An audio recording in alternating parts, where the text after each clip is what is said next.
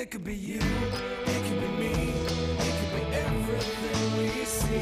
Given the day, given the time, given the moment. It could be you, it could be me, it could be everything we see. Given the day, given the time, given the moment. Some of it comes.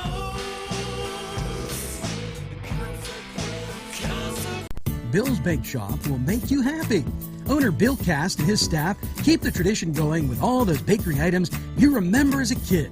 Just to name a few, Bill makes cream sticks, cinnamon rolls, bear claws, cream horns, cannoli, cakes, pies, cookies, bread, pizza, and more. You can also buy homemade Cavatelli ravioli. Bill's Bake Shop, located 228 North Liberty Street in the Mahoningtown section of Newcastle, is open Tuesday through Saturday, 7 to 5, and Sunday, 7 to 2, closed Monday. Bill's, where smiles are everywhere. Call 724-654-4223. Whether it's a scheduled appointment or same-day service, DiCaprio Carpet Cleaning offers 24/7 service for commercial, industrial, and residential, as well as fire and water damage restoration. Using state-of-the-art technology, DiCaprio Carpet Cleaning experts are ready to professionally clean your carpet today. Call DiCaprio Carpet Cleaning for a free in-home estimate. Thank you for making us Lawrence and Mercer County's largest carpet cleaner. And remember, nobody gets your carpet cleaner.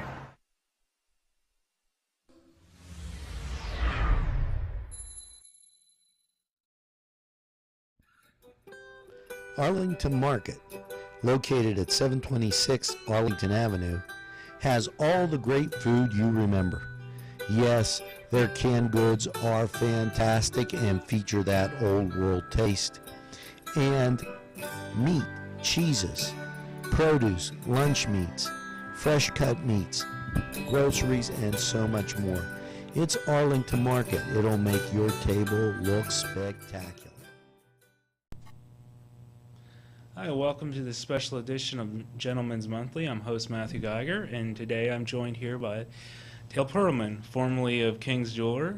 You might remember him from all his great pieces, and he's not only a craftsman when it comes to jewelry, but also when it comes to words. Why don't you tell us about your latest book? Well, my latest book is entitled Steel, and it starts in the year 1852. And you might ask, why 1852? Well, that was the birth of Jones and Laughlin Steel. At the time, the largest steel manufacturer in Pittsburgh. Okay. And it ends in the year 1902. And in 1901, U.S. Steel merged with Carnegie Steel and 9 other major steel manufacturers to create what was the first billion-dollar company. And I left 1 year afterward for kind of the rest of the story, like in Paul Harvey. Yeah, even I remember that. You have to talk a little bit about, and so I think oftentimes when we hear about Steele and Carnegie, obviously we hear about all the great things he did afterwards, donated his money to charity and stuff. But what happened in this 1902 period? Well, I think history kind of glosses over it a lot. Well, it's great to think of him as a man who was great to mankind and horrible to man. What do I mean by that is that to his own workers, he was cheap. I mean, that's he made his money on the backs of his workers. So you don't hear as much about that. When he was about 25 years old, 28 years old, he said, when I am 35, I'm going to stop doing what I'm doing and change my life. And he didn't exactly do that, but he did that probably when he was 65 or 60, and he gave money for libraries and church organs, and he founded his money was what underwrote The Hague, the justice area at The Hague, and Carnegie Hall and Carnegie Mellon University. So he did a lot of good for mankind, but for his workers, not so good. much. So it's kind of double-edged sword with him there. So, but we hear about, obviously, Carnegie wasn't the only he was fellow. not. And maybe oftentimes we think of Carnegie because we see his name all over. There were others. First of all, there was Henry Clay Frick, Okay. who, in his own way, was quite charitable. And today, many people visit his home in Pittsburgh. And, of course, there's the Frick Museum in New York. There was Henry Phipps, also quite poor. Carnegie and Phipps were very poor when they were young. And we have Phipps Conservatory. Okay. And, of course, Andrew Mellon was in the steel business. And we have Carnegie Mellon University And the bank, we all and know. the bank and all that. You had a man by the name of Charlie Schwab. And Charlie Schwab didn't give his money away. He said, I spent mine. And he did. He died almost bankrupt. But he was the president of Carnegie Steel, U.S. Steel, and later Bethlehem Steel. And then there were others too. Henry Oliver, have you heard of the Oliver Building in Pittsburgh, downtown Pittsburgh? Yes. And Oliver actually owned one of the first metal-making plants in Newcastle. Oh. So most people don't realize that. And he was instrumental in building the railroad from Pittsburgh to Newcastle. Okay. And there were many others too. I mentioned B.F. Jones, Jones and Laughlin Steel. It's a lot. Very interesting. And so some of these names we hear around here, what in your mind, and you did all the research, is like, which ones were your favorite? I liked Henry Clay Frick, and I'm going to tell you the reason why. Henry Clay Frick was not a hypocrite. Henry Clay Frick would say, I'm going to crush you, and he would crush you. He weighed, most of these men were very small. Phipps, Carnegie, and Frick were all about 5'3". Even back then, that wasn't tall. Yeah. 5'6" was the average height back then. Frick, during a strike, picked up a coal worker and threw him off the porch physically. Wow. And he was not in good health, but he was a tough nut. Wow. So he was not a hypocrite, and that's one of the reasons I really liked him. So he was kind of the Donald Trump back then. Oh, yes. He just said it. He said it, but he did did it. He did it. Okay. If I could elaborate on something, the book is not just about the great titans of Pittsburgh. It's also about all the people who worked for them.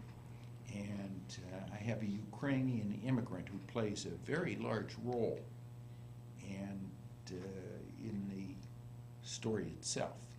So it's more than just a story about Carnegie Frick like you have seen on television on the History Channel. This is much more than that. It looks at it from a different angle.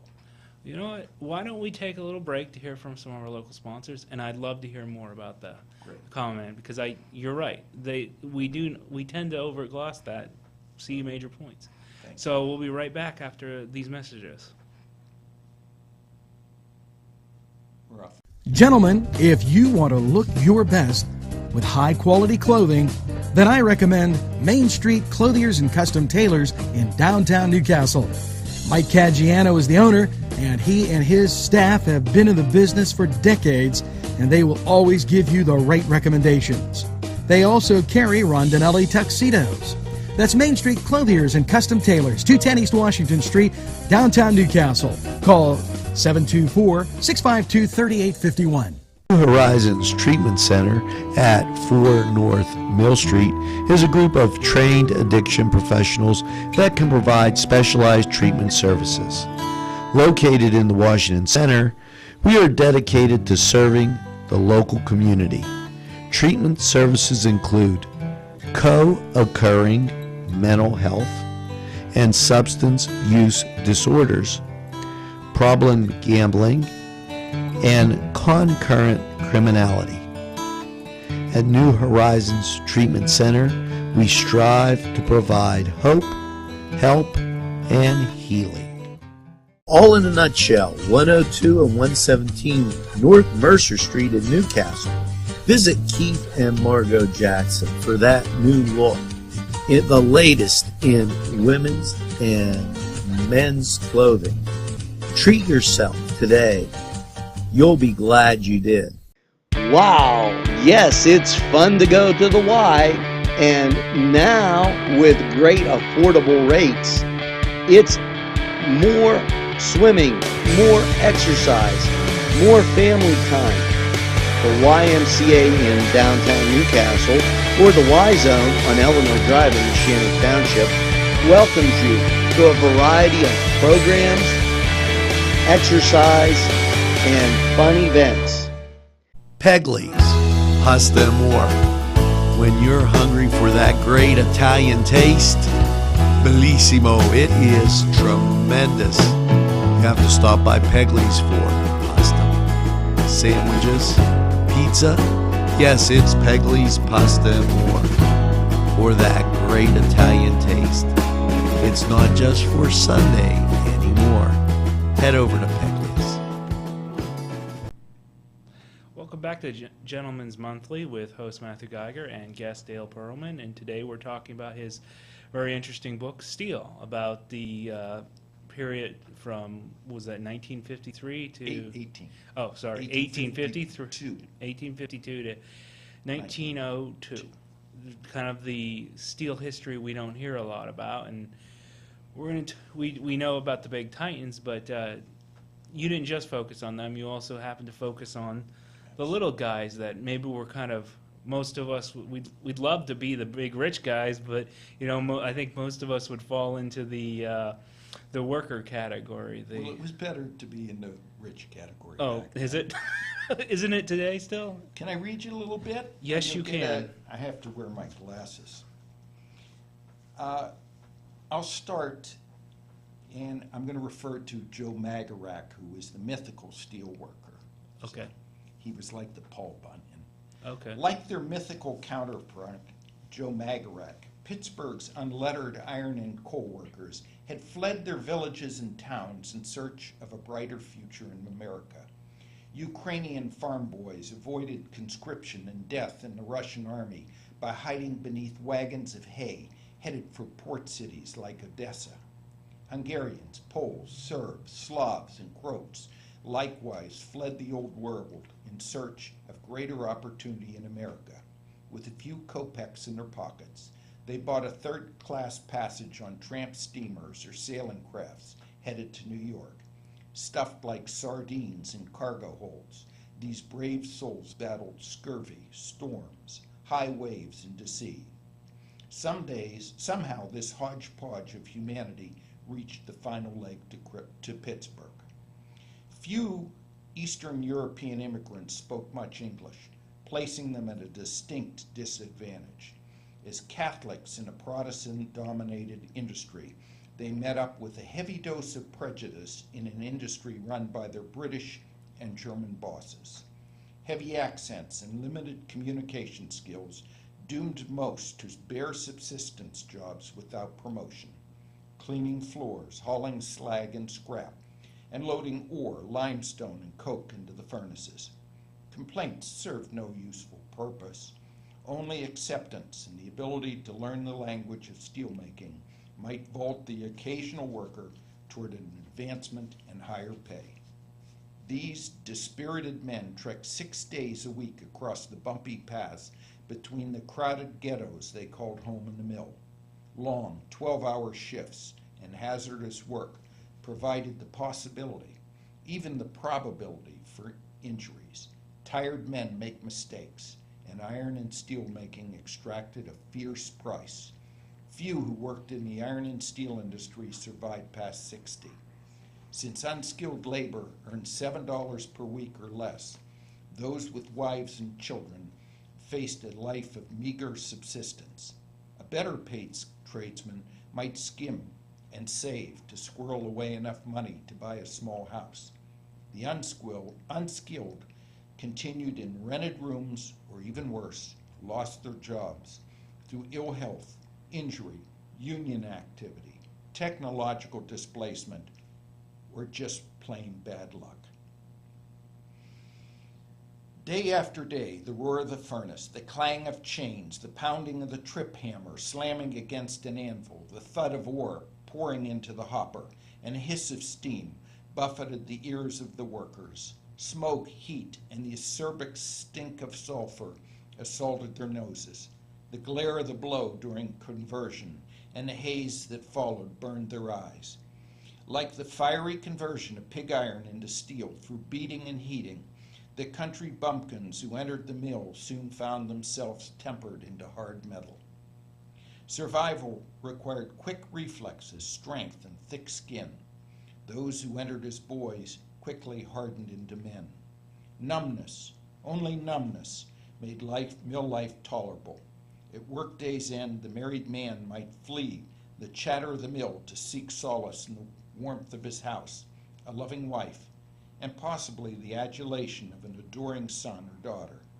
The laborer without family might seek escape by wasting his hard-earned dollars in the seedy bars or brothels surrounding the plant. The pressure from a real or imagined insult often exploded like a Bessemer heat into a fight.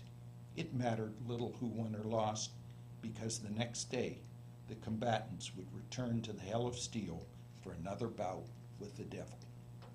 And it does sound like they were in almost a hellish environment and hellish kind of like torture. It was almost like they were coming over here to be tortured.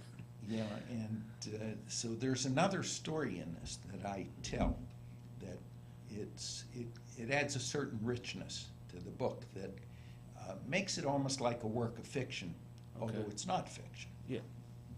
So in many ways, this is a kind of a narrative book where you're trying to, you're taking maybe some fictional characters, but you're bringing us through the story. Not even fictional characters.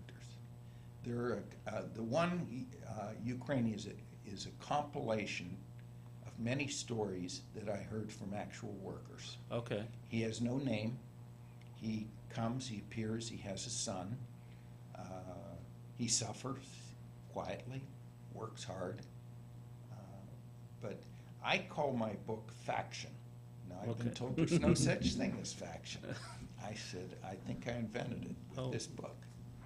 Well, it sounds like a great way of delivering a story, kind of, instead of just dictating to you the facts, like a history book would. You're really, bringing people through it. That's I really do appreciate that kind of that format. It seems with these workers, a lot of times we see America, and we heard from the story was you'll get a better life. And these workers, a lot of them didn't. Actually, they did. Okay. Life was even more miserable overseas.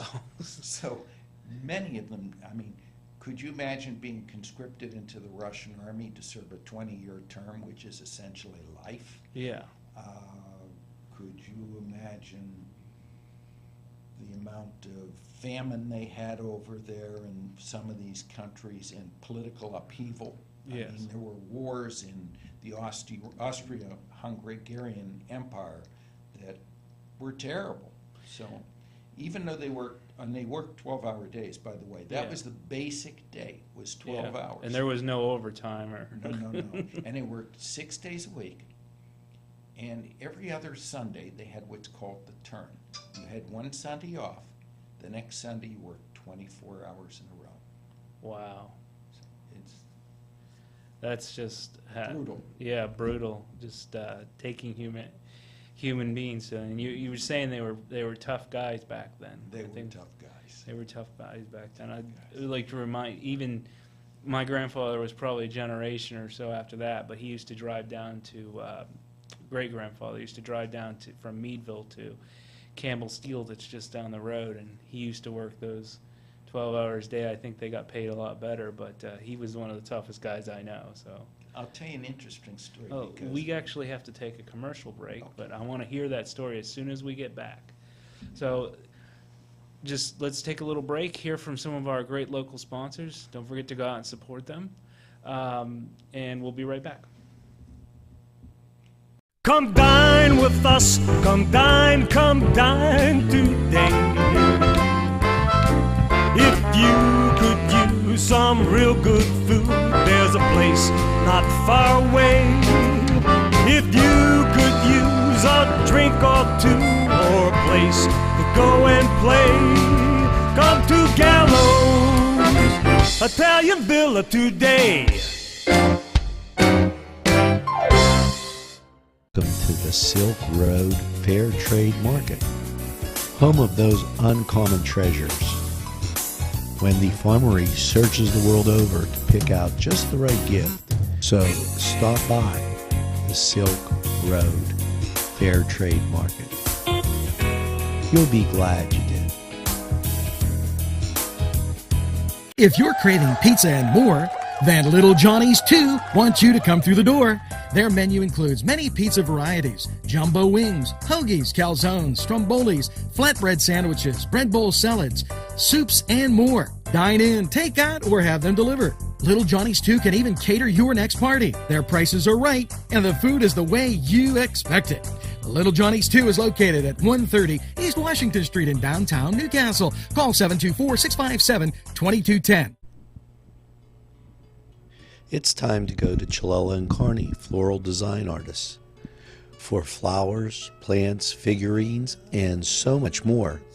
Whether you're celebrating that special day, that special engagement, anniversary, birthday, you name it, Chilella and Carney has what you need. At 1006 South Mill Street, it's Chilella and Carney. Hi, welcome back to Gentleman Monthly with host Matthew Geiger and guest Dale Perelman here talking about his latest book, Steel. And you had a story to tell us. Oh, very quickly. You mentioned your grandfather worked Yes. in Campbell. In 1916, there was a horrible steel strike in what was called East Youngstown, Ohio. And there was a riot, and 50 buildings were burned to the ground. And the local citizens were so embarrassed, they changed the name of the city of East Youngstown to Campbell, Ohio. Ah, so I just thought that's was where the an name. interesting- And that of course you're doing research on your next book, which is the follow-up to Steel. That's correct. And that's going to be pretty interesting too, I imagine. It is. Now, my book, by the way, is available on Amazon.com. It's available on Kindle, and I know that the King Store, actually, out at Union Township has copies if anyone wants to buy it. So not just for jewelry. No. So kind of steel goes synonymous. This whole region. I mean, I'm sure people. I just always imagine people learning about this industry. As you know, I'm from Crawford County. I've mentioned that on the show, and of course we had the Drake's Mill. You know, the first place, or Drake's Oil Well, which was the first. Sure.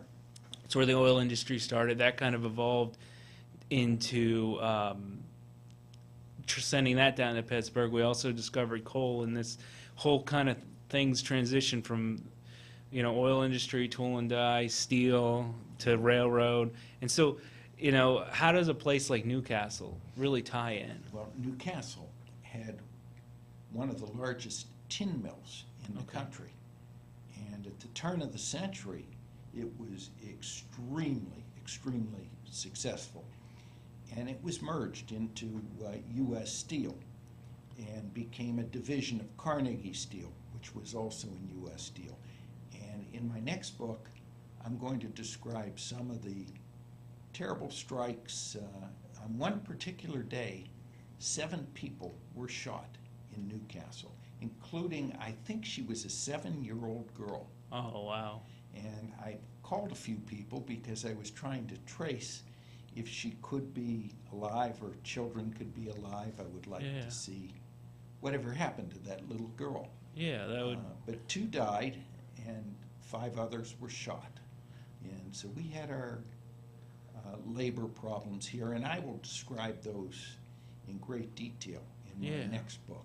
But Well, I mean, when you look at labor, those conditions you're talking about, it's no wonder people finally are like, I just imagine the workers are one day just sitting around, just start thinking about this, reflecting on their lives, and be like, what the hell? And so, and of course, back then, we sit here as labor strikes you know, I always different visually, time now. when Teamsters are in there, they're probably negotiating over a table, and they probably have pizza or steak or something, lunch, and they're, you know, back then they're getting in the, they're having sticks and. Well, labor got better from 1901 on.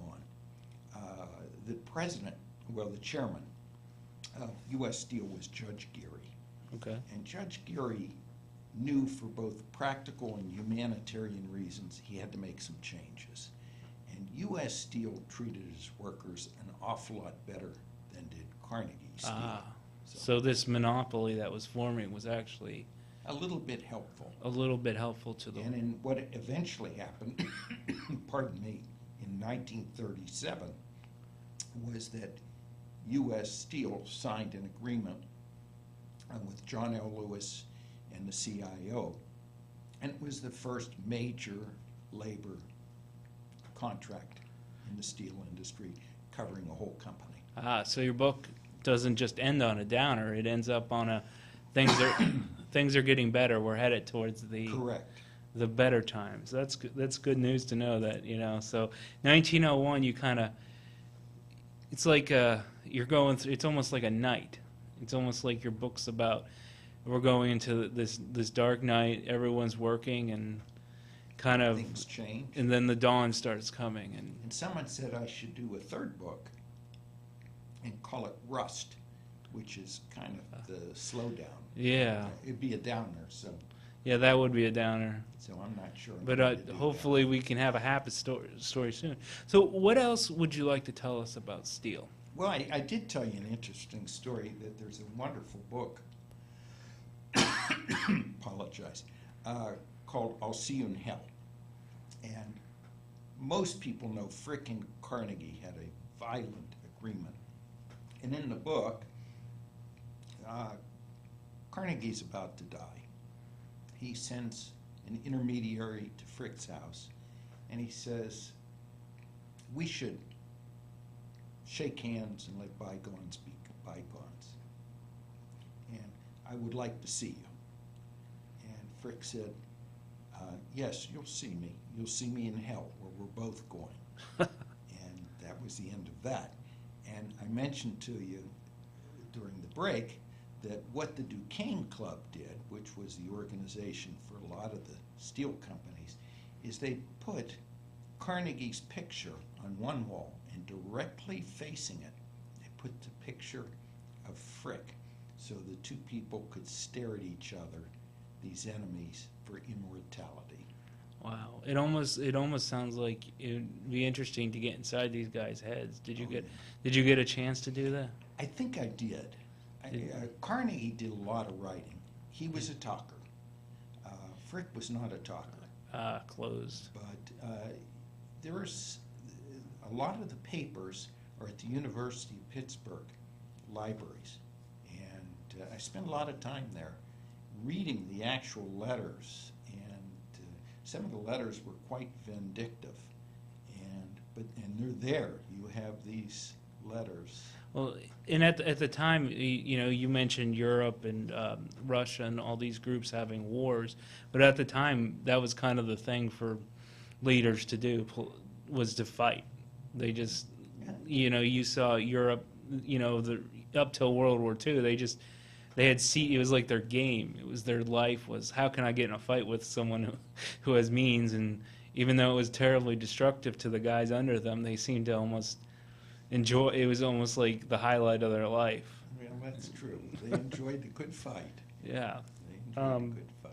I wonder too. So let's end it so we're not just telling people we'll see you in hell. You mentioned Henry Frick was your favorite character. Yeah, because he was such a miserable guy. But I liked him because he did things quietly. I'll give you an example. Henry Clay Frick, there was a bank, the dime bank went broke, and all the little kids had their savings gone, their Christmas savings, their dollars, their $5. He gave back something like $100,000 to be given to those kids so they'd have money for Christmas. And he did it quietly. whenever Carnegie gave something away, there was a great deal of fanfare, Yeah. and so I kind of like the understated. Hero, yeah. You know, it almost feels like to me these are people caught in their roles of, you know, society, that like they're on these fights, they're harsh men, but then there's the human side. Like they've been kind of trapped in the role of being the boss, of being the guy who has to Well, be they were ambitious cruel. men too. And Yeah. Frick was highly respected by J.P. Morgan and by Rockefeller, both who hated Carnegie. Ah. They couldn't stand Carnegie, and Frick was put on as on the finance committee of U.S. Steel. But they liked Mellon, who was Frick's best friend, Yeah. and they liked Frick. They did not like How did Mellon and Carnegie get along? Because we see their name both together. quiet men, best friends, traveled Europe together. The interesting club. These Oh, men it were is. like a high school soap opera or something. Yeah. It's interesting. You told me another story about Frick, about how tough he was, and that Yeah. he was a small man. Yeah, he was probably 5'3.5", maybe 140 pounds. And you said he didn't just talk. He did. Oh, no, he was very sickly as a young Okay. man. And but what happened was, if someone would say something, even a big guy, he Yeah. would put up a fight, and he usually did pretty well, because you know, what do they say? It isn't the size of the fight in the dog; it's the reverse of it. He was a fighter, Yeah. and he was a tough guy. He sounds like a very interesting person. Oh, I mean, he was. And I really would recommend anyone who has a chance to visit either the Frick Museum in Pittsburgh Yeah. or his house. His house he bought for $35,000 for a mansion in the 1890s. It tells you how much the dollar has Yeah, declined. I think the Hoyt, when it was built, in case anyone hasn't been out there, was like, I remember going on the tour, and he said the average house cost back when it was built was $500, Correct. and it cost them like I think $250,000. I think it was for the two. I think that might Yeah. have been for the two. Still, I mean, that tells you. I mean, that's amazing how things have changed. Yeah. But you were mentioning Frick once threw a gentleman off the. Yeah, he threw a striking co-worker off and into the water, by the way. Oh, okay, Off so this- he- into a stream, into the water, and they were striking. He struck hard. I mean, it's, of course, most people have heard of the Homestead Strike, which is Yeah. in my book. Yeah. And Frick, when the men went on strike, hired all the Pinkertons and was going to have them take over the mill. And of course, there was a great war that broke out, and that war broke the Union. Yeah. The Union lost. They thought they won against the Pinkertons, but they lost the PR war. It was the end of labor for many years, really. Yeah. From 1892 to 1937, there was not a lot of unionism Yeah. in the steel business at all. But I imagine in your next book you'll be picking up on that. Absolutely. And so we've been here talking about steel with Dale Perelman, author. A very interesting story that just, matters to the world and this whole region, Newcastle, and it's just a wonderful story. Thank you for joining us. Well, thank you for having me.